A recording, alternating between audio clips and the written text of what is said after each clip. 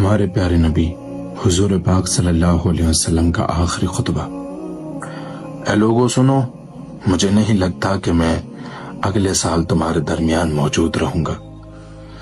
میری باتوں کو بہت غور سے سنو اور ان کو ان لوگوں تک پہنچاؤ جو یہاں نہیں پہنچ سکے۔ کسی کو تنگ نہ کرو، کسی کا نقصان نہ کرو، تاکہ تم بھی محفوظ رہو۔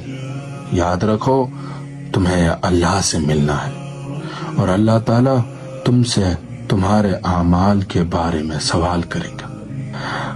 اللہ نے سود کو ختم کر دیا ہے، اس لیے آج سے سارا سود ختم کر دو۔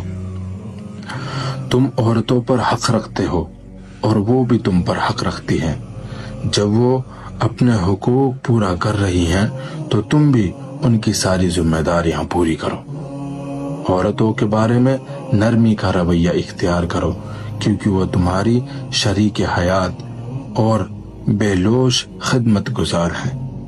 ابھی زنا کے قریب مت جانا۔ لوگوں میری بات غور سے سنو، صرف اللہ کی عبادت کرو، 5 فرض نمازیں پوری کرو، رمضان کے روزے رکھو، زکوٰۃ ادا کرتے رہو، اگر استطاعت ہو تو حج کرو۔ ہر مسلمان دوسرے مسلمان کا بھائی ہے۔ تم سب اللہ کی نظر میں برابر ہو، برتری صرف تقوی کی وجہ سے ہے۔ یاد رکھو تم سب کو ایک دن اللہ کے سامنے اپنے اعمال کا جواب دہی کے لیے حاضر ہونا ہے۔ خبردار رہو، میرے بعد گمراہ نہ ہو جانا۔ میں تمہارے لیے 2 چیزیں چھوڑ کر جا رہا ہوں، قرآن اور میری سنت۔ اگر تم نے ان کی پیروی یعنی ان پر عمل کیا تو کبھی گمراہ نہیں ہوگے۔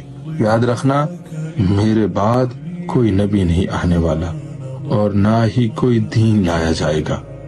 میری باتیں اچھی طرح سمجھ لو۔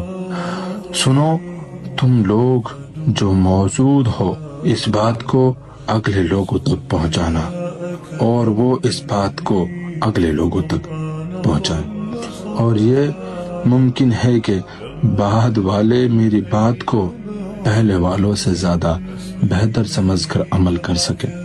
پھر آپ نے آسمان کی طرف اپنا مبارک چہرہ اٹھایا اور کہا، اے اللہ گواہ رہنا، میں نے تیرا پیغام تیرے بندوں تک پہنچا دی۔ میں اپنے نبی صلی اللہ علیہ وسلم کا فرمان